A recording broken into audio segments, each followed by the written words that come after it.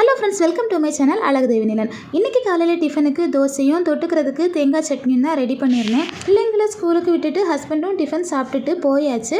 அதுக்கப்புறமா தான் அம்மாவுக்கு தோசை ஊற்றி கொடுத்துருந்தேன். அம்மா டீ காஃபி எதுவும் குடிக்க மாட்டாங்க, அதனால காலையில் ஒரு கப் பால் மட்டும் குடிச்சிப்பாங்க. அதனால தோசை சாப்பிடும்போது லைட் சூடாக வெந்நி மட்டும் கேட்டுப்பாங்க. அதையும் கொடுத்துட்டு அப்படியே எனக்கும் தோசை ஊற்றி சாப்பிட்டாச்சு. காலையிலே ஹஸ்பண்ட் மீன் வாங்கிட்டு வந்திருந்தாங்க, க்ளீன் பண்ணுறதுக்கு எடுத்தாச்சு.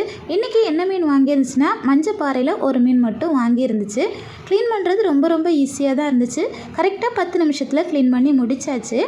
பிள்ளைங்களுக்கு எக்ஸாம்ங்கிறதுனால ஆஃப் டே தான் ஸ்கூலு.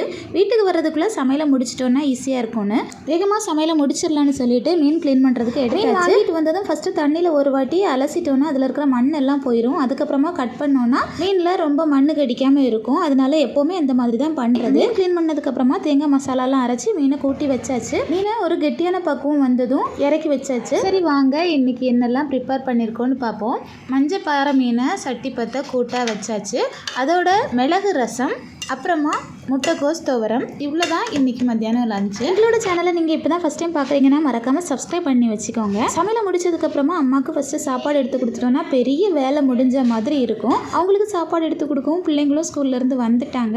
இனி அவங்களுக்கு சாப்பாடு கொடுக்க வேண்டியதான். சமையல் எவ்வளோ நாளும் பண்ணிக்கலாம், ஆனால் இந்த சாப்பாடு பரிமாறும் போது அது ஒரு பெரிய வேலை மாதிரி தான் இருக்கும்.